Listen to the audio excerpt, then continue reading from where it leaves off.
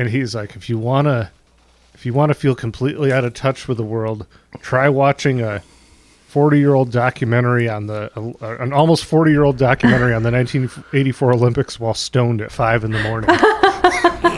It was fun. Not a bad hang, just disconnected. Yeah.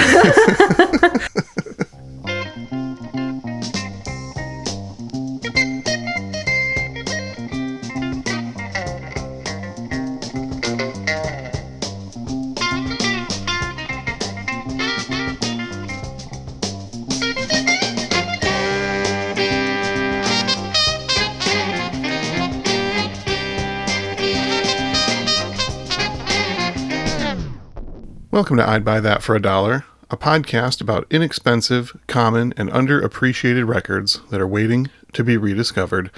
I'm your host, Sean Hartman, author of the new book, The Pinnacle of Fashion, A History of the Canadian Tuxedo from Bing Crosby to George McCrae. Can't wait to add that to my library of books by Sean Hartman. Yeah, a steadily growing library. Yeah, he's actually in the middle of building a second shelf here right now, I can say, as someone in the room with him. Yeah. Is Springsteen in it? He's a Canadian tuxedo guy, right? Oh, he gets featured, don't worry. Okay, cool. I'm co-host Jeremy, and we're recording this in the year 2024, in case you're listening in the future. Big year for beefs, right, guys? True. Yeah. A lot of big beefs out there, answer songs left and right. You know, it was not a good year for beefs.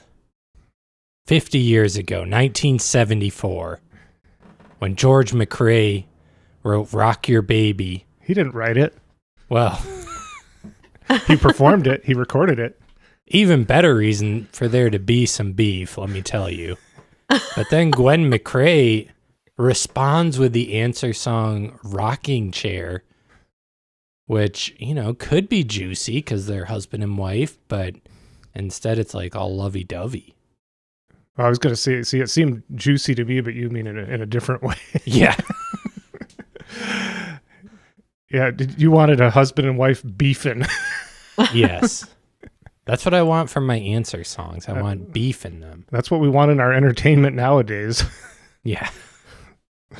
That's for sure. Well, I'm co-host Peter Cook, and with so much drama in the IBT, it's kind of hard being co-host Peter C., but I somehow, some way, keep coming up with funky-ass podcasts like every single day. Ooh, silky smooth. We do appreciate you for it. I'm glad to be appreciated. And joining us today, returning to the podcast for, I don't know, I've lost count, is Me too. a Canadian podcaster who always brings the jams to the podcast here. Welcome back, Lauren Raham.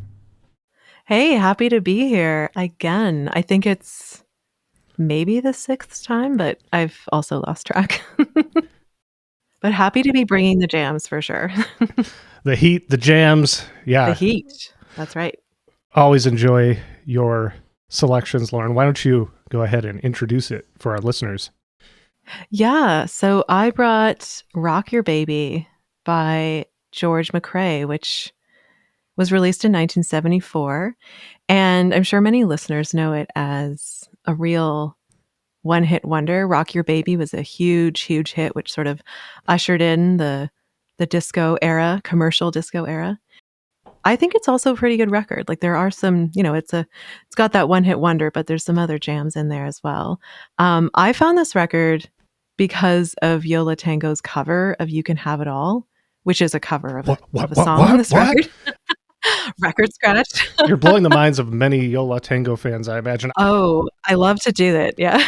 I only learned in the last couple of years that was a cover.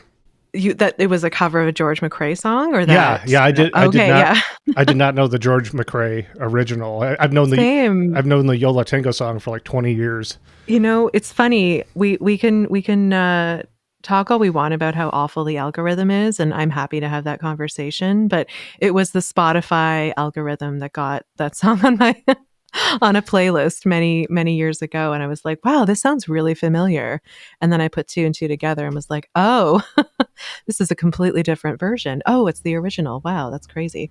But Rock Your Baby, which is the title track on this album, is a song I feel I've sort of always known about. It's like one of those songs that's kind of in the ether. It's such a massive hit, and it was a template for a lot of disco music that followed. So I listened to You Can Have It All. I went back and listened to the rest of the record, and I was like, that's a song I've definitely heard before, but I have no idea when that was. Mm-hmm. Yeah, I will say we'll go ahead and play that big hit in just a moment. But I will just say that I think I messaged Sean, because Sean was the one who had put this on our list that we send to guests of potential albums. Then you selected it from that list. And when I started listening to the album in preparation, I was like, wait, 1974? I thought this was like late 70s. It's it's the template for much that followed in the 70s. So let's... It was ahead of its time. Absolutely. So let's listen to Rock Your Baby, Side A, Track 1.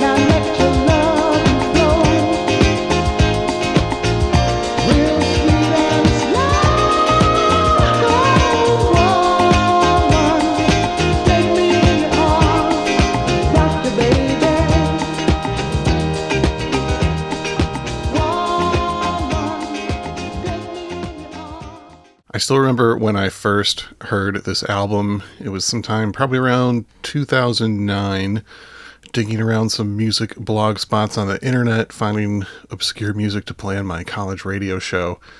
And someone had posted about this album, which at the time I'd never heard of, so I assumed it must be some ridiculously obscure thing. And the artwork just, of course, immediately intrigued me. If a guy could look this cool, what kind of music is he making, you know? That was obviously the first song I heard, first song on the album, and was just instantly hooked. It has this amazing, very funky but delicate feel to it. That early drum machine is such a cool touch, and I love a good male falsetto vocal lead. The whole thing, it's pure sunshine. Mm-hmm. Yeah, the drum machine is definitely a standout element of this recording. This was a pretty early use of a drum machine on a recording. I looked a little bit into the history of drum machines on recordings, and some of the earliest instances was that psychedelic group that were synthesizer heavy, the United States of America, on their 1968 self-titled album. Such a good record.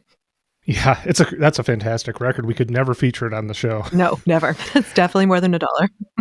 The first major pop song to use a drum machine was Saved by the Bell by Robin Gibb of the Bee Gees. And also, Sly and the Family Stone used it on the album There's a Riot Going On in 1971. Oh my God. I'm sorry. I have to interrupt and say in my notes, I literally wrote, reminds me a lot of Africa Talks to You from Sly and the Family Stones. There's a Riot Going On, which is one of my favorite albums Uh-huh. of Oh, all yeah. time. But as soon as I heard that, I was like, what is this instrument? And I looked into it. Apparently, it's called the Lowry organ, and it was used on. So, this is a record from TK Records. And this organ was used on the label's first single, Why Can't We Live Together by Timmy Thomas, which was sampled by Drake in Hotline Bling. And this very same organ, like the very same one, not just the same brand, was used to create the drum machine sound in this song we just heard. It's had some mileage. Mm-hmm. You mentioned you're making all kinds of references already, Lauren. You mentioned Drake, relevant to the beef that some of the beefs of 2024 that Jeremy mentioned. Also, someone who wears the Canadian tuxedo, also a purveyor of that fashion, as a fellow Canadian. And you mentioned There's a Riot Going On by Sly and the Family Stone, which, of course, Yo La Tengo also released an album called There's a Riot Going On. Wow. Oh, damn. It's all connected. Wow. We should end the podcast here. This is just, it's all come full circle already. Yep. We can't get any better. No. Let's sign off right here. Absolutely. So we mentioned that this song was a hit, but I don't know if we emphasized just how big of a hit this was. It was a worldwide #1 hit. It hit number 1 in at least 9 countries, and it hit number 2 in Australia and number 3 in Ireland. So all over the world, people were hearing the vocals of George McCrae. And as Jeremy mentioned, it was made such an impact that it required his wife at the time, Gwen McCrae, to record a response song, Rockin' Chair, which was a #1 soul hit. I don't think it was quite as worldwide across the board, but it was, it sort of rode the coattails of that. Yeah, great song, by the way. The answer song, Rockin' Chair. Yeah, I checked it out. Absolutely. I wasn't familiar with that one prior to doing research for this episode. I know that John Lennon admitted to using Rock Your Baby as the inspiration for his song that he did with Elton John, Whatever Gets You Through the Night. It has a similar chord progression. No way. So, yeah, I mean, just, some of the biggest musicians in the world are hearing this and saying, I wish I was doing something like that. There's something here. Well, I looked into it as well in terms of like how successful this song is. Because like I said earlier, like I don't remember a time when I didn't know this song. Like it's just so, ubiquitous. And it sold more than 10 million physical copies worldwide, which I think is a pretty big deal, not just in terms of numbers, but like this is back in the day when people actually bought singles records. But to put it in perspective, other singles on this list include The Beatles' I Want to Hold Your Hand, Britney Spears' Baby One More Time, YMCA by the Village People, and the Macarena. Like that's how big this song was in 1974. Yeah, only just a little over 30 singles have sold more than 10 million copies, physical copies. We're talking, like you said, in the days when physical copies were pressed up and purchased. Yeah, so it's a pretty significant piece of music history. It really signaled the commercial viability of disco music. And I would also add, is in the lineage of songs, the sound kind of sweet and innocent, but are just filthy if you actually listen to the lyrics. A proud tradition. Proud tradition. Yeah, so I looked into it because obviously for this podcast, but we've all heard this song, but I didn't really know very much about George McCrae and sort of what led to him recording this, because it's like he had this song and he had a few other hits and a few other records after this, but apparently he was a session musician and he was about to give up on music to pursue a career in law enforcement. But then at TK Records, he was working there as a session musician. I guess his wife at the time, Gwen McCrae, he was working as her manager and she was signed to that label. But Casey and the Sunshine Band, the founders, Richard Finch, and Harry Wayne Casey, aka Casey in the Sunshine Band, they asked him to record Rock Your Baby because it was in his vocal range. So Yeah, well, it was supposed to be for Gwen, right, and yeah. she was late to the session. That's so right. her husband / manager ends up recording. I can see why that should have been a beef response, Yeah. Jeremy. Totally. Yeah. It's crazy because, like, yeah, I guess he got there first or something, and then You can imagine, like, the Casey and the Sunshine Band people are sitting around going, all right, George, when's Gwen going to be here? They didn't have cell phones then. Oh, she'll be right along. And, well, George, you can sing too. Oh, hold on, she'll be right along. You're like probably not wanting to, start trouble in paradise there. But right. eventually, if she didn't show and they have the session booked, they got to record something. Just imagine, like, she's stuck in traffic and, like, that's the reason she didn't record this song and become a multimillionaire. I mean, at least it was her husband, so hopefully the money was shared. Well, I don't think they're together anymore, but yeah, maybe. Well, they were done by 1976, so More reason for beef tracks. Yeah. But yeah, this entire album is just songs written by Richard Finch and Harry Wayne Casey.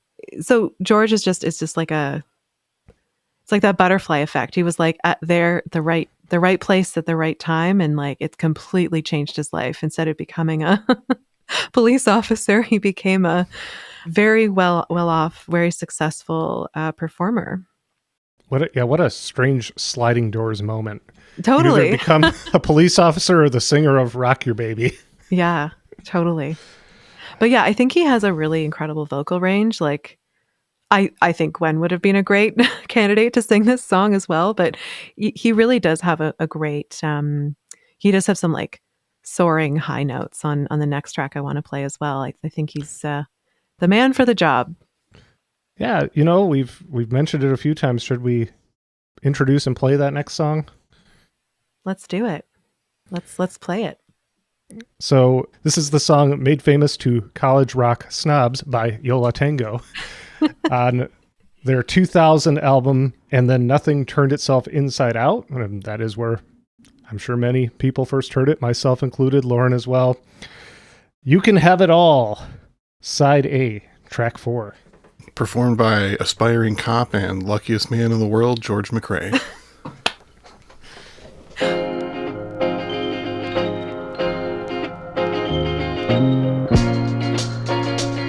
Take it, baby.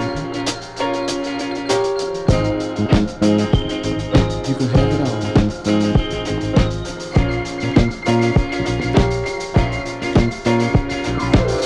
If you want my love, take it, baby. If you want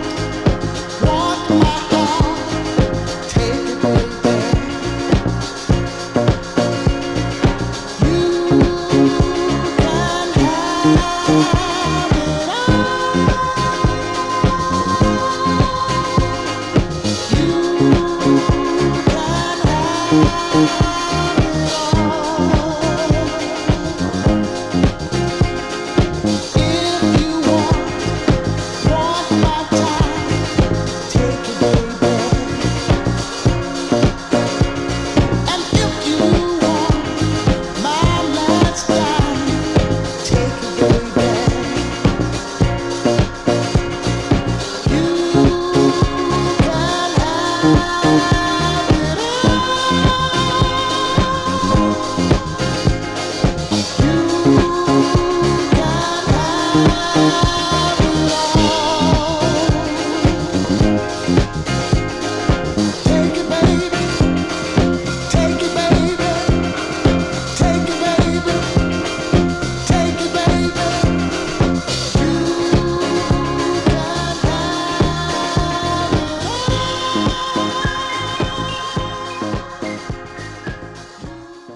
I think that song really does capture his beautiful voice.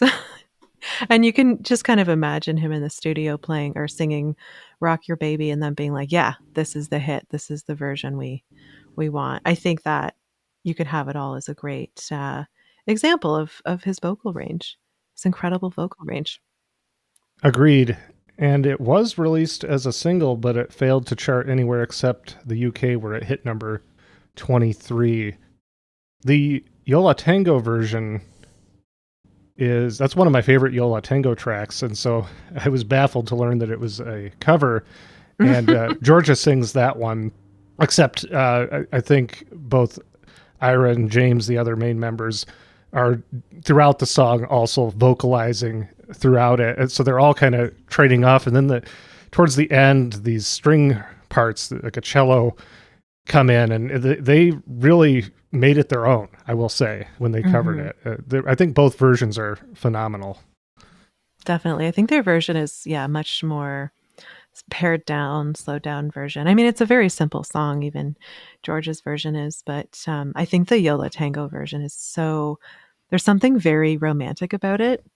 I feel like we mentioned earlier, it's like a song that's on the surface seems really innocent, but is actually quite dirty, quite filthy. I thought we were saying that of Rock Your Baby. Oh, but I think this one is as well.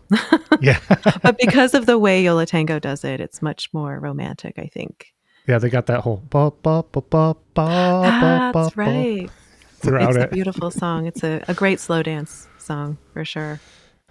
Yeah, I wanted to say that, like, when you folks asked me back on the pod and I chose this record to feature, I hadn't really listened to it in a while. I hadn't really gone too deep into the into the George McCrae catalog. And I forgot that a lot of the songs on this record sound a lot like rehashes of Rock Your Baby. There's even a Rock Your Baby reprise, but songs like Look at You and Make It Right. And I just get the idea that they saw dollar signs after the single, and so, after Rock Your Baby, and they probably did maybe a bit of a rush job with a lot of the tracks. You Can Have It All is a real standout track because of his voice. Rock Your Baby was released as a single, did phenomenally well, better than anyone could have expected. And they're like, get back in the studio, record an album. Oh God, we have to get this ball rolling. We got to get this out there. So, but after that, it's George McCrae didn't really have a second major success after that.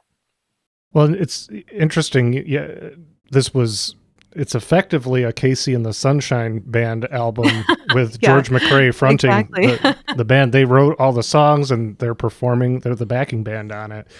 And it's happening, from what I looked into, it's happening almost simultaneously to Casey and the Sunshine Band starting to actually commercially release recordings as Casey and the Sunshine Band.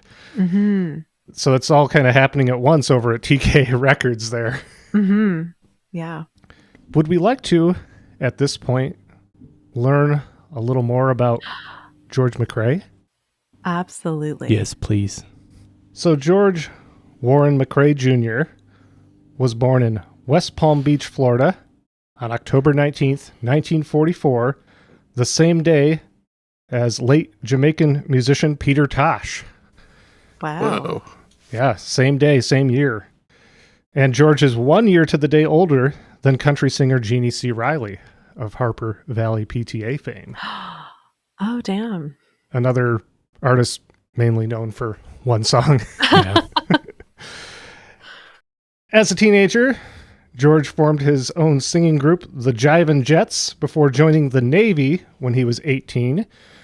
In 1963, he met a club singer 1 year older than him named Gwen Mosley, and the two were married within 1 week. Whoa. Wow. Quick decision. Yeah. Yeah. She was ready to be Gwen McCrae. After George was discharged, the couple briefly worked together in a reformed lineup of the Jivin' Jets, but soon they began performing as a duo all around South Florida. In 1967, they were discovered by singer Betty Wright, who helped them land a deal as a duo with Henry Stone and Steve Alamo's Alston label. They recorded a few singles as George and Gwen in 1969 and 1970, and they started working with a writing team of Willie Clark and Clarence Reed. Do any of you know who Clarence Reed is better known as? Blowfly.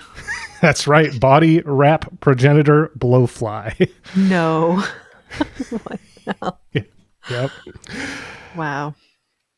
However, Gwen soon started to record as a solo artist, releasing singles through Columbia. They leased her contract with Alston out to Columbia for singles. And at that point, George acted as her manager. He kind of stepped back from performing. As Lauren said, I believe he was doing some session work. She was actually, Gwen McCrae, as a side note, was the first to release a version of the ballad You Were Always on My Mind that would be more popularly recorded as Always on My Mind by Elvis Presley, Willie Nelson, and the Pet Shop Boys, to name just a few. Damn. And I think Brenda Lee actually recorded it before Gwen, but Gwen's version came out first. There's a whole history behind that song. It's kind of fascinating. Her version was not a hit, however.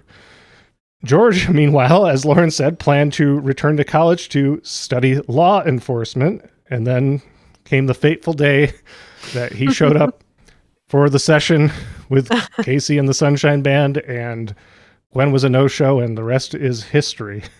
Wow. What a life. Yeah. Now, Lauren, you said that you looked into some of the other albums that he recorded for TK Records. Because I should say Alston became TK Records. It's still the same management, Henry Stone. Mm-hmm. That's still his label. Yeah. So you looked into some more that was going on with George and the label. Yeah. I don't think that I don't know that all of these labels or records that he released after were on TK Records. No, he left that label in the late 70s. Gotcha. Yeah, he released a few other albums after this monumental record, but nothing came close to the success. And so he had a self-titled record released in 1975, which charted. It was the year after, I think, after this one. It's a pretty mid record. It's not great. It's not terrible. It's fine. And then he released a record with his wife at the time, Gwen McCrae. Yeah, they did a track called I'll Do That Rockin', which is basically a duet remake of Rock Your Baby. Lots of disco elements, and it showcases Gwen's like really incredible voice. I went a little deep into his catalog. And for listeners who are interested, it's on Spotify. They can find George McCrae's song Breathless, which is from his album With All My Heart. You're in for a real treat. It features Vivaldi's Four Seasons with a simple synth and percussion backdrop. It is incredibly cheesy, incredibly terrible, but also really memorable and maybe a little delightful as well. But yeah, it's clear that Rock Your Baby made him a lot of money and really buoyed the rest of his career. Yeah, I checked out just a little bit of his later work, and I don't even know exactly what album I was listening to. He stopped releasing albums in the late 70s for several years until the mid 80s, because he and Gwen had gotten divorced in 1976. He's remarried a couple times. He's lived in Canada and the Netherlands, but by the mid 1980s he started releasing albums again, and he was putting an album out every few years. Mm-hmm. His most recent one is 2016's Love, so he within the last 10 years he's still released new recordings. But I found some of it sounded cheesy, but George still has his voice. Mm-hmm. And that voice, it works over no matter how cheesy the production or the backing track is. It's George. It's just a splendid voice to hear. I found that, as you said, like some of his recording that followed this up was maybe a bit mid, and maybe that's the case for some of his other albums and material that he's recorded, but his voice is always a pleasure to listen to. Yeah, the soul is undeniable. Yeah, he's always going to sell it, I feel like. For sure. And that was evident on his 2017 performance on the BBC's Hootenanny, hosted by Jules Holland. That's worth watching because he performs Rock Your Baby and knocks it out of the park. He would be incredible to see live, I think. I'm sure he tours still. Yeah, I mean, on the Jules Holland thing, he was getting the crowd into it, and he was like still a great showman, hitting those high notes. It would be really fun to see him live. And I gotta say too, like Gwen McCrae kept recording like after the divorce and after this. It's not like she missed the session and no one heard from her again. In fact, Gwen has been sampled more times than George throughout her career, even though she didn't really have the same chart success that he did. And I'm just going to say it, her song, Keep the Fire Burning from 1982 is the greatest disco song of all time. It's incredible. Yeah. Her self-titled album, it's hard to find and it's a bit pricey, but if people can find it, highly recommend. It's such a shock. It's an interesting cover. It's like her looking over a balcony. It's like dark and she's wearing this beautiful red dress. And that album is solid. Funky Sensation is one of my favorite Gwen McCrae that's a songs. great track. And it's the first track on that record. Highly recommended if listeners can find it. Well, we should probably play another selection before we talk any more. What did you have next, Lauren? I've got Look at You. Another song released as a single. Unfortunately, it did not do too well. It reached number 95 on the Hot 100 in the U.S. and number 31 on the soul or R&B charts. Look at You, side B, track 1. Look at you, so beautiful, my woman. Look at you.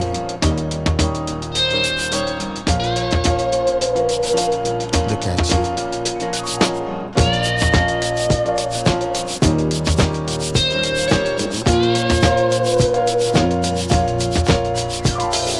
I see a star in the night. No other star shines so bright. Hey, look at you. Look at you. You're my woman, sweet woman. Oh, look at you.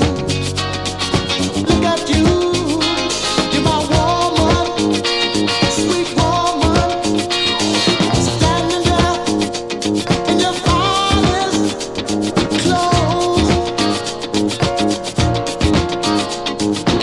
everlasting love that shows. Hey, look at you, you're my woman. Sweet woman, oh, look at you, you're my woman, sweet woman,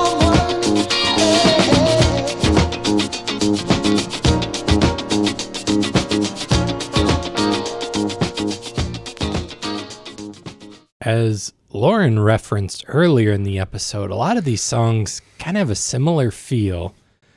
And it's a nice summer breeze, this album. But I do have a bone to pick with that song. I couldn't get through it. Every time I listened to this album, I had to skip ahead. Look at You. Yeah, and the reason is a little absurd, but it's those shakers. They drive me insane. They're so loud. Well, you know, something that I did want to mention that I didn't put in my notes and therefore was destined to forget, but you have jogged my memory, is I did notice that his voice is mixed a bit low on this album. Yeah, his voice is low and the hi-hats are really hot, which did become a disco thing for sure. But I feel like the hi-hat's tolerable, but that shaker, oof. It was like nails on the chalkboard for me. Jeremy has a bit of a recording engineer or producer's ear as the audio engineer of this podcast. And he's usually the one that if there's something in the mix that grates on him, he'll tell us. Gotta point it out. Like down to a kick drum on Willie Nelson's All of Me on his Stardust album. Why? Oh, so good.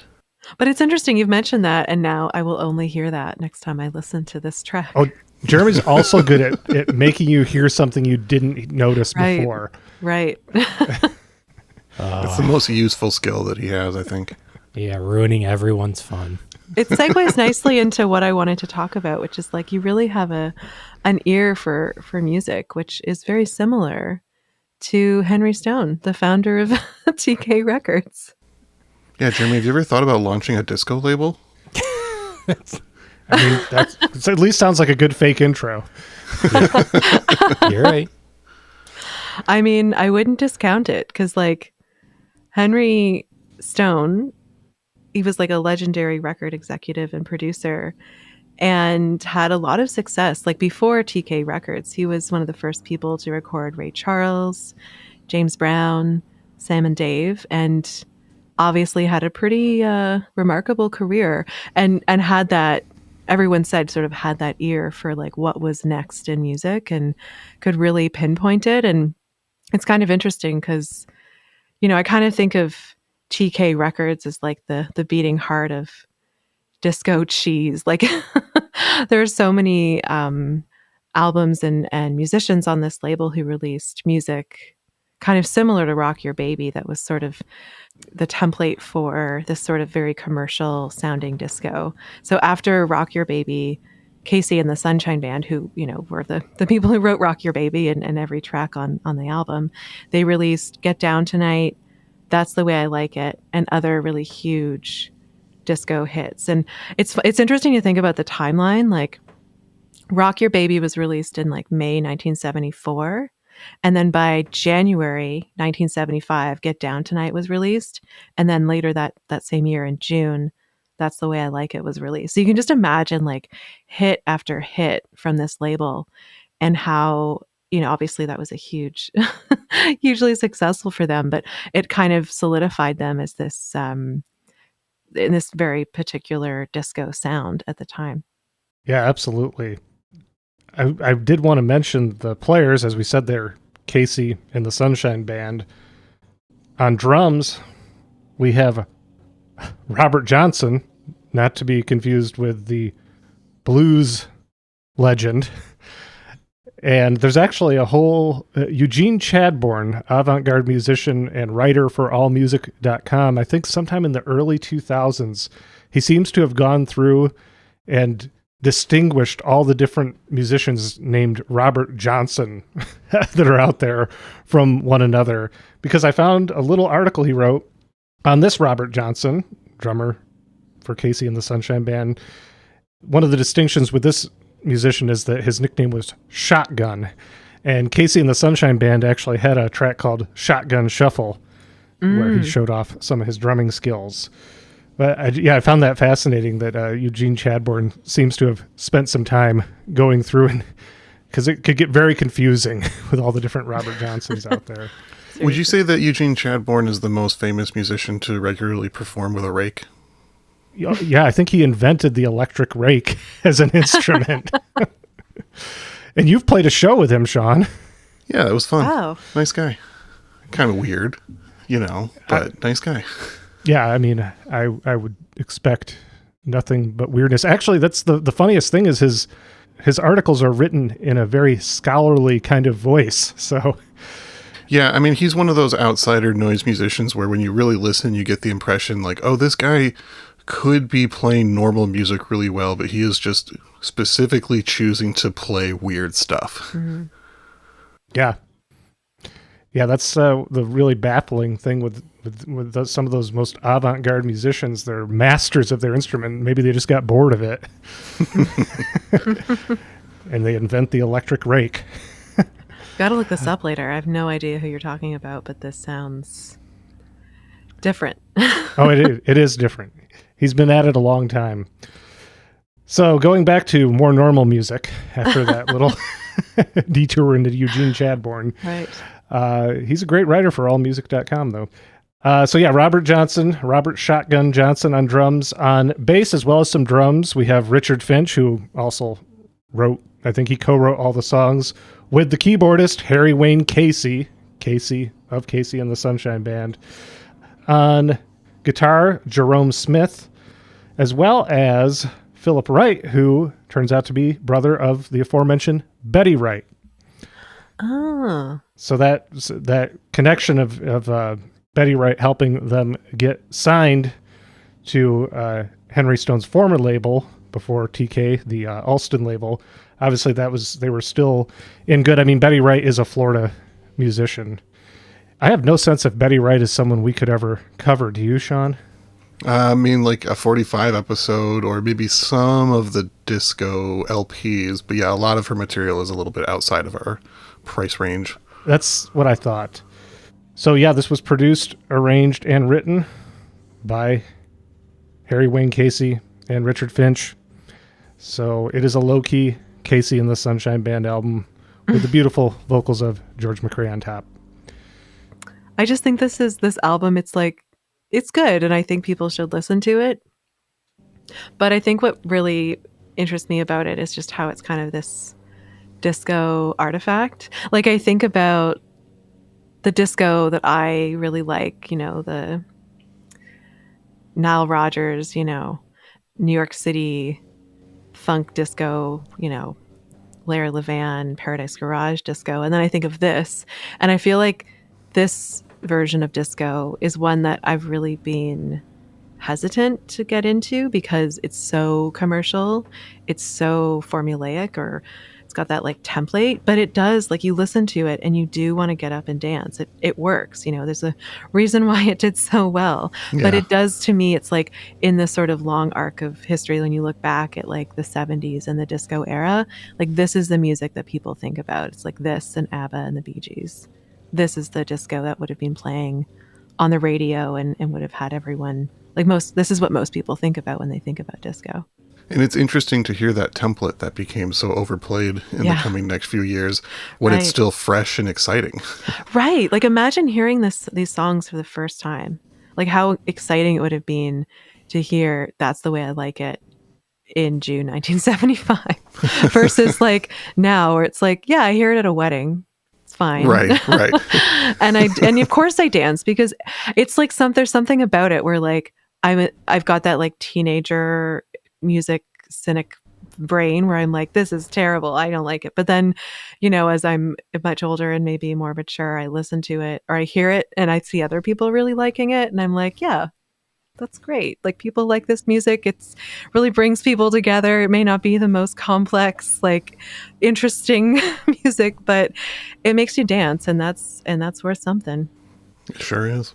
It sounds like the mentality of someone who would have found George McCrae by way of Yo La Tengo. Guilty as charged. Same. I'm looking in the mirror here. Well, Sean, disco being an extremely valuable genre in the record world. Mm-hmm. Lining the walls, the top dollar shelves. It's probably pretty difficult for you to find some recommended similar albums this week, right?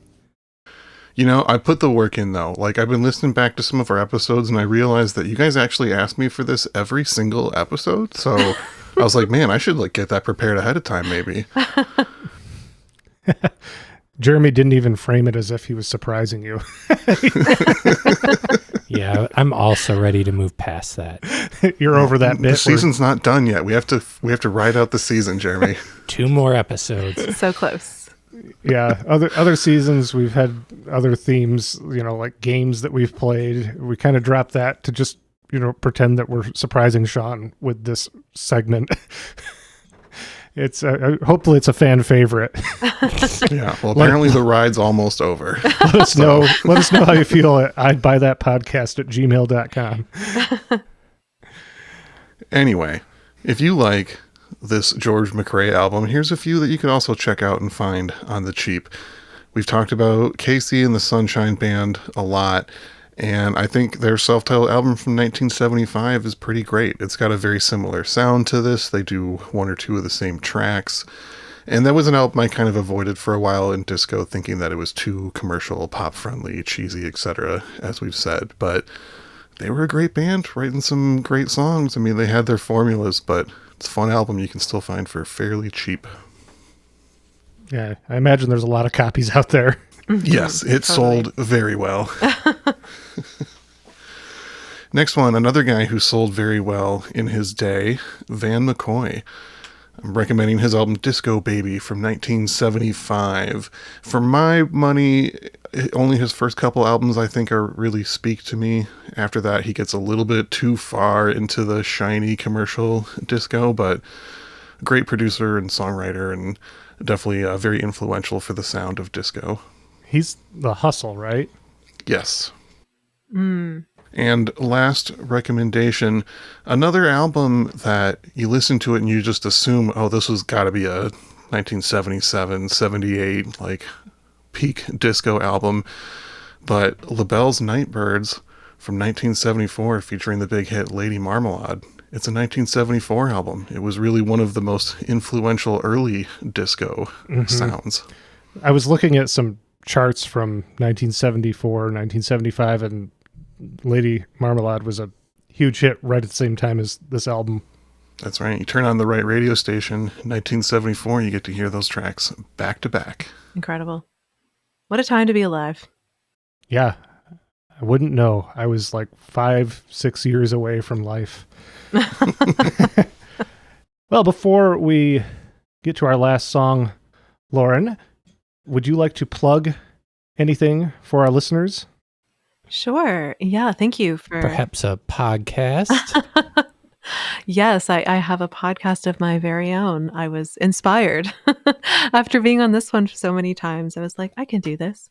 So it's not a music related podcast. It's a podcast more related to what I do as a career in learning design. It's called How'd You Learn To? And we interview people who have interesting learning journeys to understand how they went from being interested in something to developing mastery. We have our second season coming out in the fall, and I'm really excited to share that this season we've interviewed a DJ, so we'll get to learn a lot about their expertise in music.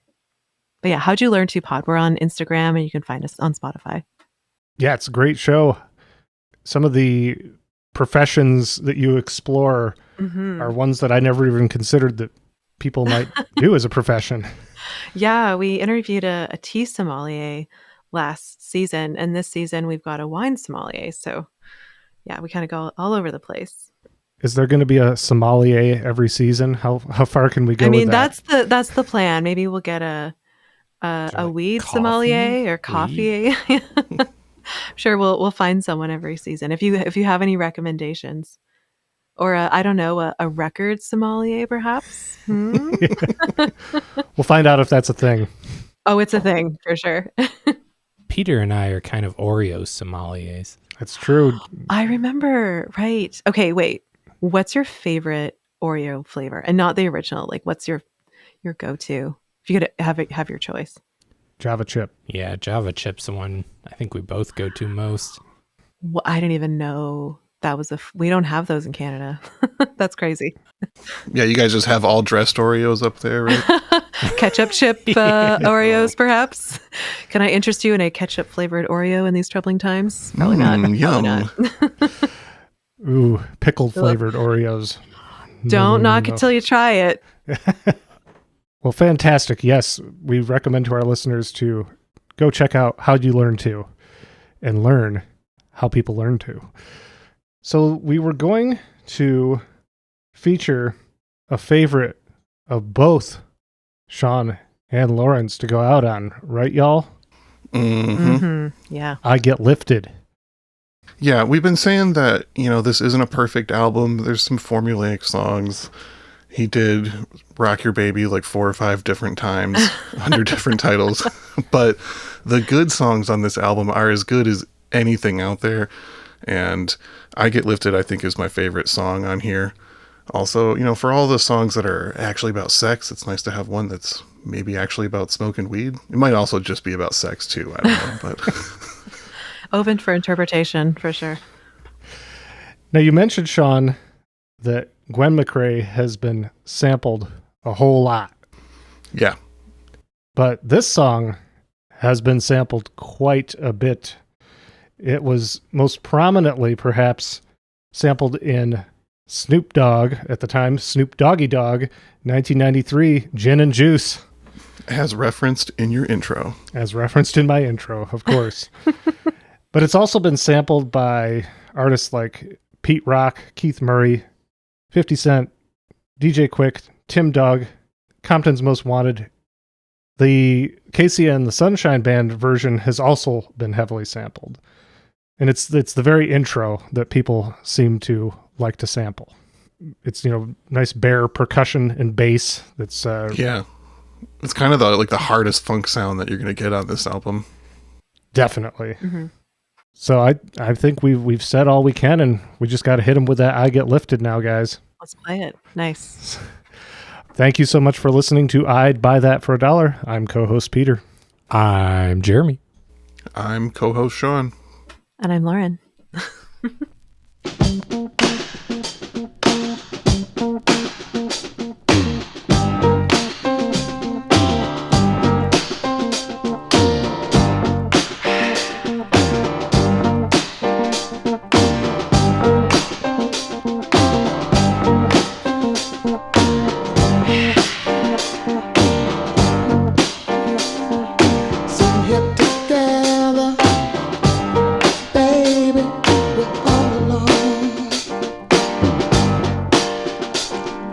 Now I can tell you